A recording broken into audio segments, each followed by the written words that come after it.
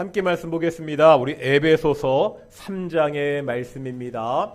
에베소서 3장 우리 1절부터 6절까지 말씀인데요. 우리 교독하겠습니다. 우리 에베소서 3장 1절부터 6절까지 말씀 교독하실 텐데 제가 먼저 1절 말씀 봉독하겠습니다.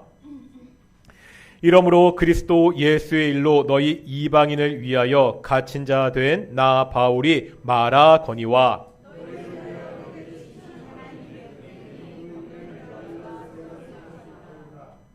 곧 계시로 내게 비밀을 알게 하신 것을 내가 먼저 간단히 기록함과 같으니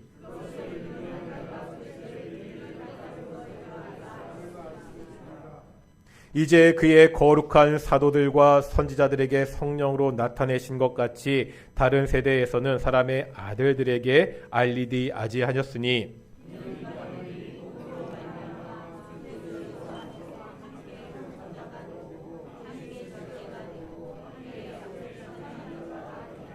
아멘. 이 시간 갈릴리 찬양대에 찬양으로 하나님께 영광 돌리시겠습니다.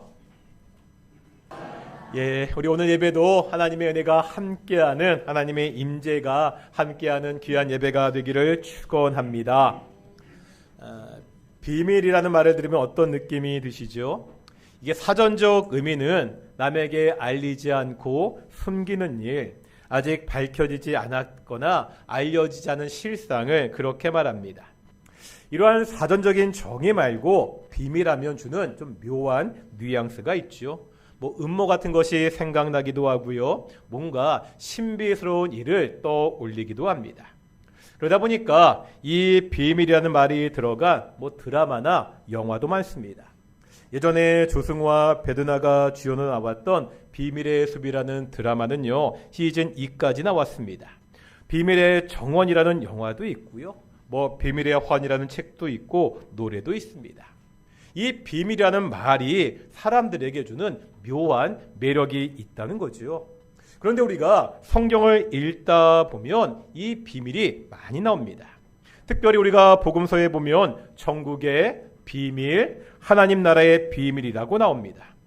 우리가 지금 보고 있는 에베소서에도 보면 이 비밀이라는 말이 6번 나옵니다. 그 중에 이 3장에 3번이 나오고요. 오늘 본문에는 또 그 중에서도 2번 나오고 있거든요. 다 같이 한번 3절과 4절 한번 읽어보실까요? 3절과 4절입니다. 시작.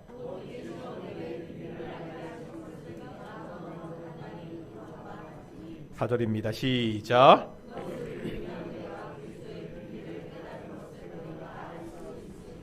아멘. 비밀이 반복되고 있죠. 이 성경에 나오는 좀 비밀은 특이한 것이 있습니다. 물론 성경의 비밀도 감추어져 있습니다. 그런데 이 비밀은 감추는 것이 목적이 아닙니다. 드러나는 것에 목적이 있습니다. 꽁꽁 숨겨야 되는 비밀이 아니라 만천하에 알려져야 되는 그러한 비밀입니다. 오늘 우리는 에베소서에 나오는 이 비밀을 보도록 하겠습니다. 특별히 비밀의 공동체입니다. 교회는 비밀을 간직한 곳입니다. 바울은 먼저 이 비밀을 알고 있는, 이 특별한 비밀을 알고 있는 내가 자신이 누구인지를 이야기하는데요. 오늘 보면 1절 말씀입니다. 1절 말씀 같이 읽겠습니다. 시작.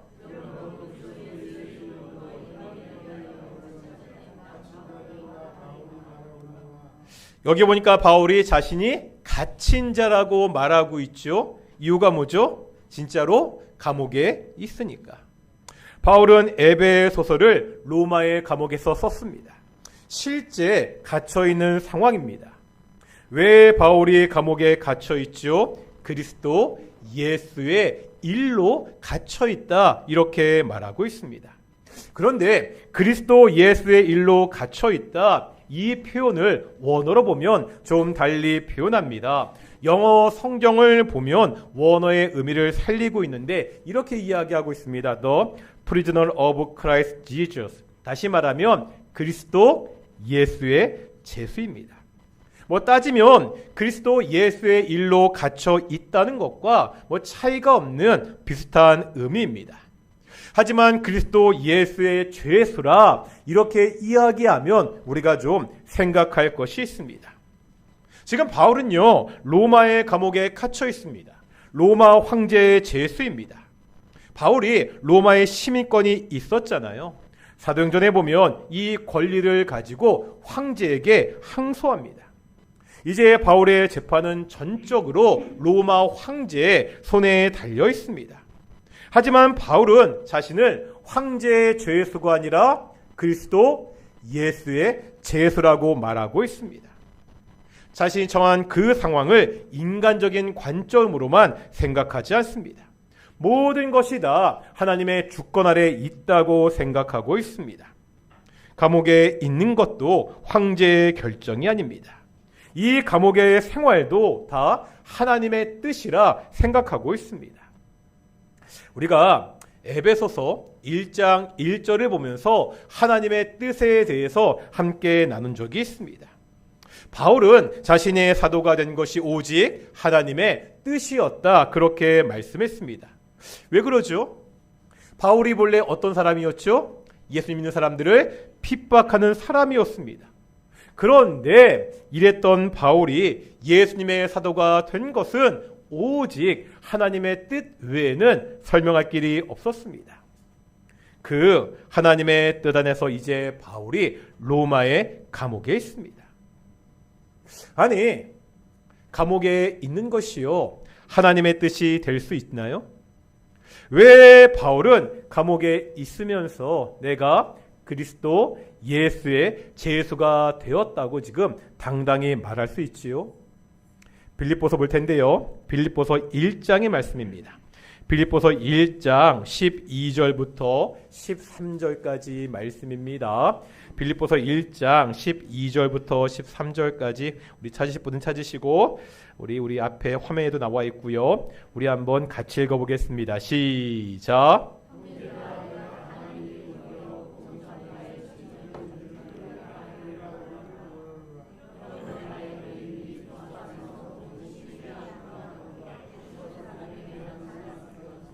아멘. 먼저 12절 상반절에 보니까 나의 당한 일이 도리어 복음 전파의 진전이 된 줄을, 여기서 바울이 말하는 나의 당한 일은 지금 감옥에 갇혀 있는 상황입니다. 빌립보서 역시 에베소서와 마찬가지로 로마의 감옥에서 쓴 편지입니다. 그런데 이렇게 말하고 있죠. 내가 당한 일이 감옥에 갇힌 것이 오히려 복음 전파에, 복음의 진전에 도움이 되고 있다는 겁니다. 이게 이상하지 않습니까? 복음을 전파하려면 자유로워야 됩니다. 그래야 언제든지 자신이 원하는 곳에 가서 복음을 전할 수 있습니다. 어떻게 바울이 지금 감옥에 갇혀 있는 것이 복음을 전하는 것에 도움이 되고 있지요? 바울은 지금 로마의 감옥에 있습니다. 로마는 당시 최고의 도시였습니다. 바울은요, 이 로마를 직접 방문해서 복음을 전하기 원했습니다. 로마서에 보면 바울은요, 로마를 방문하고자 하는 강렬한 소망을 이야기합니다. 이런 강력한 소망에도 불구하고요, 바울은 3차례에 걸친 전도여행 중에 결국 로마를 가지 못하게 됩니다. 그런데 지금 바울은요, 그렇게 가기를 원했던 로마에 와 있습니다. 어떻게 올 수 있었습니까? 죄인의 신분으로 와 있습니다. 저 멀리 예루살렘에서 체포가 되어서요, 이 로마까지 죄인의 몸으로 호송되었습니다. 지금 범죄자의 신분으로 그렇게 오기를 원했던 로마에 와 있습니다. 이런 식으로 로마에 오는 것은요, 바울의 계획에는 없던 것이었습니다. 바울은 자유로운 복음 전도자로서 로마에 오기를 원했습니다. 아니, 거리를 다니면서 많은 사람들에게 복음을 전하기를 간절히 원했습니다. 하지만 지금 죄수의 신분으로 로마에 있습니다. 감옥에도 갇혀 있습니다. 원했던 로마에 오기는 왔지만 자신이 꿈꾸었던 모습은 결코 아니라는 거죠. 그런데요, 이렇게 죄인으로 온 바울을 항상 매일같이 지키는 사람들이 있습니다. 다시 한번 우리 빌립보서 1장 13절인데요. 13절 다시 한번 보실까요? 읽어보겠습니다. 13절입니다. 시작.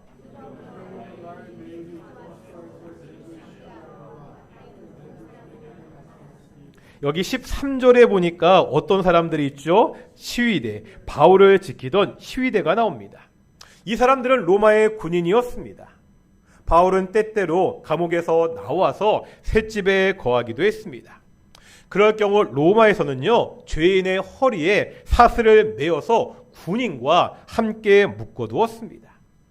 그러면은 이 시위대 사람은, 로마 군인은 어쩔 수 없이 바울과 하루 종일 함께 해야 됩니다. 생각해보면은요, 나를 감시하는 군인이 있고 그 군인과 하루 종일 함께 하는 것은 너무나 불편하고 힘든 일입니다. 하지만 바울에게는 이러한 상황이 찬스였다는 거예요. 어떤 찬스죠? 복음을 전할 기회였습니다. 자신을 감시하는 그 사람에게 복음을 전합니다. 이 사람은요, 하루 종일 바울이 전하는 복음을 들어야 됩니다. 이제 감시하는 사람이 다른 사람으로 바뀝니다. 바뀐 사람도요, 바울과 하루 종일 함께 있어야 됩니다. 복음을 전할 때 바쁘다고 도망치는 사람들 있잖아요. 이 사람은요, 바쁘다고 도망칠 수도 없습니다. 꼼짝없이 바울의 설교를 들어야 됩니다. 사람이 또 바뀝니다. 또 복음을 전합니다. 바울의 묶임은요, 바울을 지키던 로마 군인들에게 복음을 전하는 통로가 기회가 되었습니다. 바울이 자유로운 전도자가 되어서 로마에 왔다면은 이 군인들을 만나서 복음을 전하는 것은 결코 쉽지 않았을 것입니다. 죄인의 신분으로 왔기 때문에 이제 바울은 로마의 군인들에게 복음을 전할 수가 있었습니다. 바울은 황제의 죄수로 감옥에 있습니다. 하지만 나는 그리스도 예수의 죄수라고 고백하고 있습니다. 이것이 하나님의 섭리라고 고백하고 있습니다. 바울을요, 감옥에 가둔 것은 황제의 권력이 아닙니다. 그 황제의 권력도 도구로 사용하시는 하나님의 섭리였습니다. 죄수의 신분으로 로마의 군인들에게 복음을 전하게 하시는 하나님의 놀라운 섭리였습니다. 감옥에 갇혀 있지만 두려워하거나 절망하지 않습니다. 나를 묶어둘 수 있는 분은 오직 예수님 뿐이다 당당하게 고백하고 있습니다. 바울은 그리스도 예수의 죄수였습니다. 이제 오늘 보면 2절부터 보면 바울은요, 본격적으로 처음에 말씀드렸던 비밀을 말하고 있습니다. 이제부터 우리가 비밀을 보겠습니다. 먼저 비밀의 내용인데요, 오늘 보면 6절의 말씀입니다. 에베소서 3장 6절의 말씀 같이 읽겠습니다. 시작.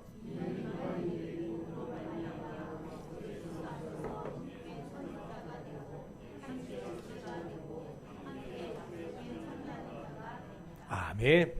사실요, 이 내용은 우리가 많이 익숙합니다. 왜 그렇죠? 에베소 2장에서 우리가 상세하게 보았던 내용이잖아요. 이방인들은 유대인들에게 어떤 취급? 지옥불의 땔감 취급을 받았던 사람들입니다. 그런데 이제 상속자가 되고 지체가 되고 약속에 참여한 자가 되었습니다. 그런데 6절에 보니까 반복되는 말이 있죠. 함께라는 말입니다. 함께 상속자가 됩니다. 함께 지체가 됩니다. 함께 약속에 참여한 자가 됩니다. 우리가 2장에서는요, 이 함께라는 말을 더 강력하게 표현했습니다. 2장 15절에 보면 이들로 자기 안에서 한 새 사람을 지어 이렇게 말씀합니다. 말 그대로 한 새 사람, 한 몸이 되었다고 그렇게 이야기했습니다. 이것이 지금 에베소서에서 우리에게 보여주고 있는 비밀입니다.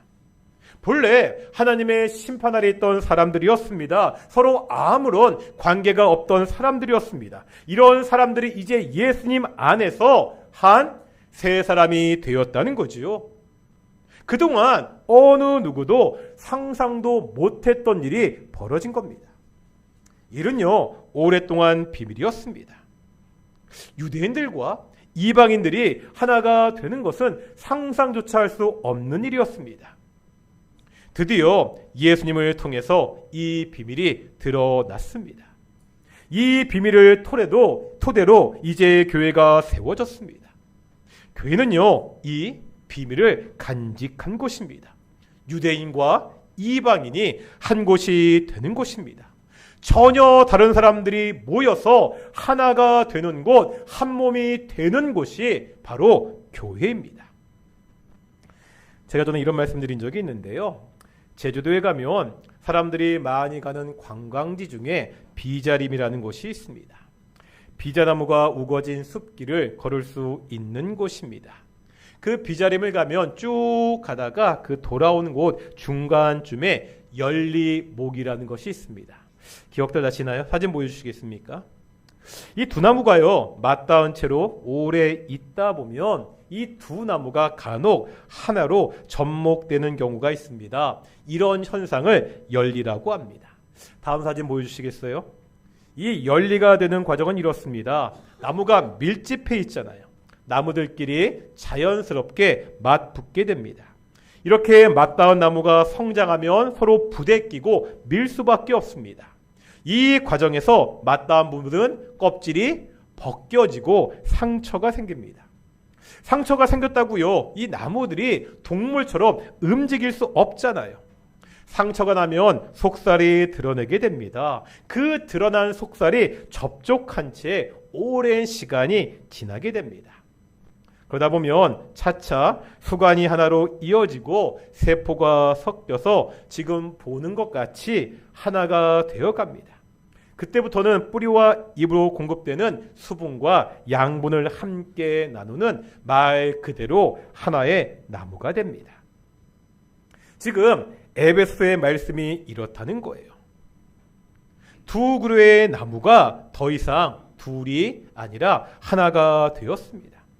교회의 비밀은요, 교회의 본질은 마치 이런 열리목과 같습니다. 유대인과 이방인이 하나가 되었습니다. 완전히 다른 두 사람이, 완전히 다른 그 사람들이 모여서 한 몸 하나가 되었습니다. 당연히 뭐가 있죠? 갈등이 있었습니다. 나무가 맞닿아 껍질이 벗겨지고 상처가 생기는 것과 똑같다는 거예요. 이상적인 교회의 모델로 이야기하는 초대교회 있잖아요. 이 초대교회에도요, 서로 간에 갈등과 어려움이 있었습니다. 교회에 집사라는 직분이 있지요. 이 집사의 직분이 어떻게 세워지죠? 그냥 사람들이 많아지니까 야, 이제 관리가 필요하다, 이렇게 세워진 직분이 아닙니다. 사도행전 6장 1절입니다. 사도행전 6장 1절의 말씀인데요. 우리 6장 1절 같이 읽겠습니다. 시작.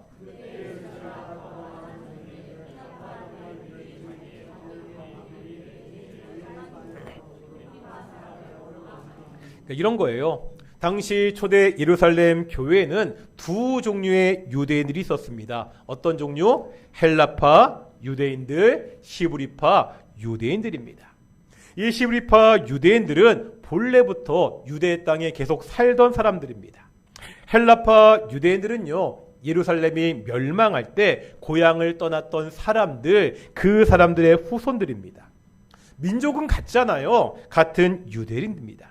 하지만 이들 가운데 갈등이 있었다는 거예요. 당시 교회가 경제력이 없는 과부들을 도왔습니다. 이때 헬라파 유대인들은 자기들의 과부는 빠진다고 원래 예루살렘에 있던 히브리파 과부들을 원망하고 있습니다. 이 문제를 해결하고자 우리가 잘 아는 스데반 집사를 비롯한 7명의 집사를 교회는 세우게 됩니다. 또 있습니다. 사도행전 15장에 보면 첫 번째 교회 회의가 기록되어 있습니다. 이것을 제1차 예루살렘 공의라고 합니다. 이 예루살렘 공의가 어떻게 시작됩니까? 당시 바울은요, 소아시아 안디옥에 있었습니다.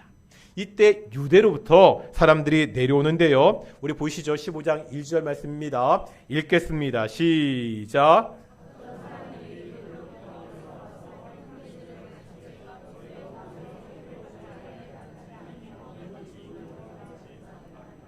지금요, 유대에서 내려온 사람들의 주장이 뭐죠? 너희가, 그러니까 이방인들도 율법에 따라서 할례를 받아야 된다. 이방인들도 할례를 받아야 구원을 받는다. 이렇게 주장했습니다. 이 사람들 때문에 또 안디옥 교회에 갈등이 생깁니다. 교회는요, 몇 사람을 예루살렘 교회로 파송합니다. 예루살렘 교회는 정말 이방인들도 할례를 받아야 되는가? 이 문제로 회의를 하게 됩니다. 이것이 제1차 예루살렘 공의회입니다. 결론은 이방인들이 할례를 받을 필요가 없다는 것이었습니다. 보셨잖아요. 교회 안에 갈등이 없을 수 없습니다. 아니, 서로 사랑해서 결혼했잖아요. 서로 사랑해서 결혼했다는 그 부부끼리도 갈등이 있습니다. 우리가 처음 교회 모일 때 서로 사랑해서 동인교회 함께 모여 있습니까? 아니잖아요. 교회 안에 갈등이 있는 것, 서로 간에 어려움이 있는 것은 당연한 일이라는 거예요. 중요한 것은 그 갈등을 어떻게 처리하느냐. 갈등 때문에 서로 갈라지고 비난하고 서로 분열해서는 안 된다는 겁니다. 왜 그렇죠? 다시 한번 오늘 6절에 보면 어떻게 이방인과 유대인이 하나가 되었다고 말씀하고 있습니까? 무엇으로 말미암아? 복음으로 말미암아. 이제 누구 안에서? 그리스도 예수 안에서 복음이 하나가 되게 했습니다. 십자가에서 우리의 피를 흘려 죽으신 그 예수님 안에서 우리가 하나가 되었습니다. 우리가 오직 복음 안에서 예수님 안에서 하나입니다. 이것을 어느 누구도 감히 깨트릴 수 없다는 거죠. 교회를 갈라지게 하고 교회를 분열시키는 사람은 예수 그리스도의 복음을 부정하는 자입니다. 바울은 이 비밀을 깨달았습니다. 예수님의 복음이 교회를 하나로 만든다는 이 비밀을 알게 되었습니다. 교회는요, 이 비밀의 성취입니다. 교회는요, 그리스도 예수의 복음으로 하나가 되었습니다. 우린 이제 이 드러난 비밀을 지켜야 됩니다. 어떻게 지킬 수 있죠? 비밀을 지키라는 것이 숨기는 것, 그런 것 아닙니다. 왜죠? 비밀의 내용은 이미 드러났습니다. 비밀을 지킨다는 것은 그 드러난 내용과 같이 교회를 하나로 세워가는 것입니다. 그리스도 예수 안에서 우리가 하나가 되는 것이 이 비밀을 지키는 일입니다. 동인교회는 하나됨의 이 비밀을 지키는 공동체입니다. 서로 다른 두 사람이 연리목으로 하나가 되었습니다. 동인교회는 서로 다른 두 사람이 한 세 사람이 되는 교회입니다. 이것이 교회의 비밀입니다. 우리 한번 다시 좌우 앞뒤분들에게 인사해 볼까요? 이렇게 인사하겠습니다. 우리는 예수님 안에서 하나입니다. 아멘. 바울이요, 이 비밀을 어떻게 알게 됐죠? 이제 한번 다시 3절 보실 텐데요. 이 비밀을 어떻게 알게 되었는지 바울은 3절에서 설명하고 있습니다. 읽겠습니다. 시작.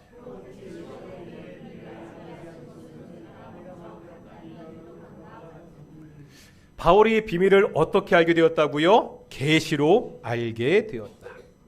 계시는 스스로 알 수 있는 것이 아닙니다. 계시는 하나님이 알려주시는 겁니다. unveiled, 베일을 벗기다는 의미가 있습니다. 감추어진 것을 하나님이 들춰서 우리에게 보여주시는 것, 그것이 계시입니다. 바울은요, 특별한 계시를 통해서 비밀을 깨달았습니다.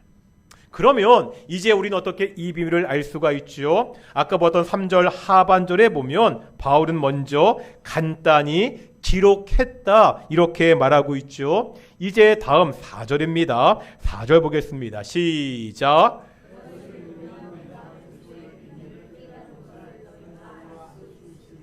이게 무슨 말이죠? 오늘날 우리는 어떻게 비밀을 알 수가 있죠? 바울이 기록한 것을 읽으면 바울이 깨달은 것을 알 수 있다고 말하고 있습니다. 바울이 기록한 것이 지금 보고 있는 에베소서잖아요. 바울 서신들입니다.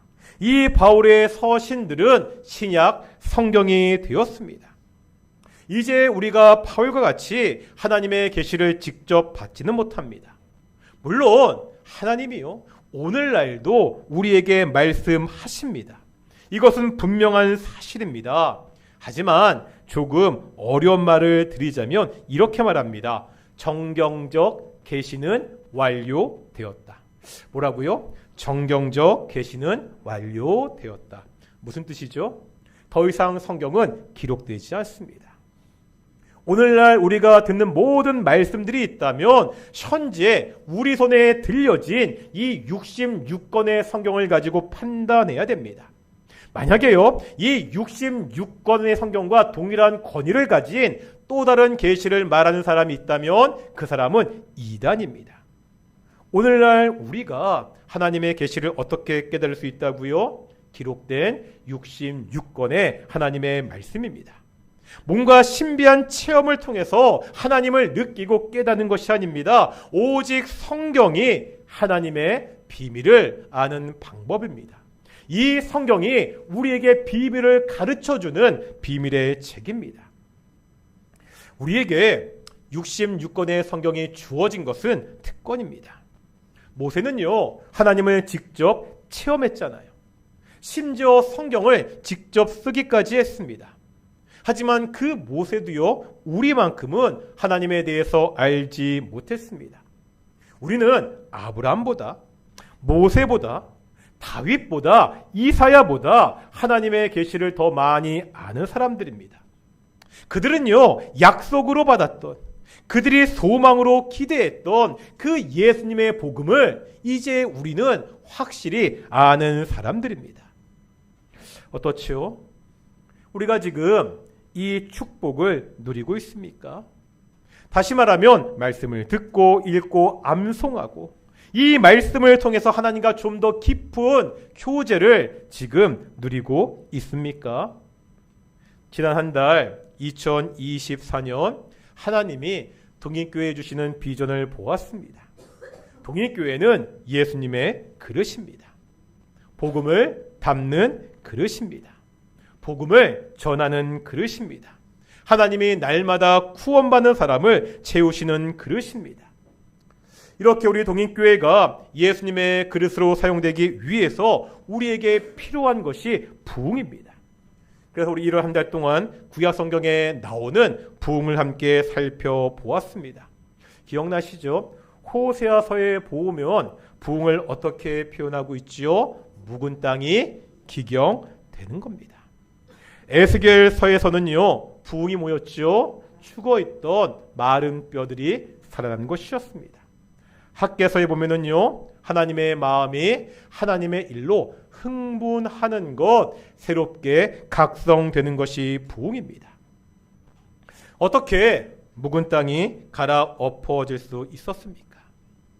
어떻게 말라버린 뼈가 살아나 하나님의 군대가 될 수 있지요? 어떻게 자기 집 짓기만 바빴던 그 백성들이 하나님의 성전을 짓는 일에 다시 한번 흥분할 수 있었습니까? 호세아서에서 보면 하나님을 알자, 심써 알자고 이야기했습니다.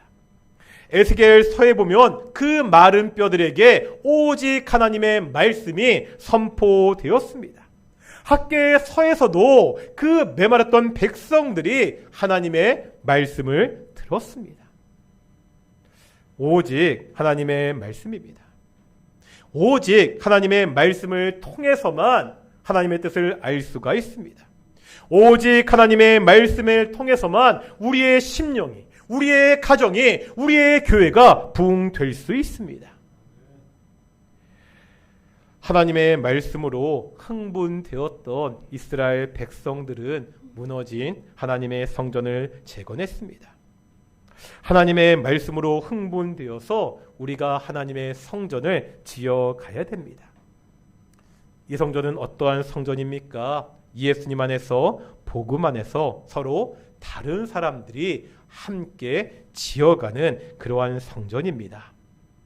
2024년 우리 동인교회가 하나님이 기뻐하시는 아름다운 이 성전으로 지어지기를 소망합니다. 우리 함께 찬양하시겠습니다. 주 안엔 우리 나나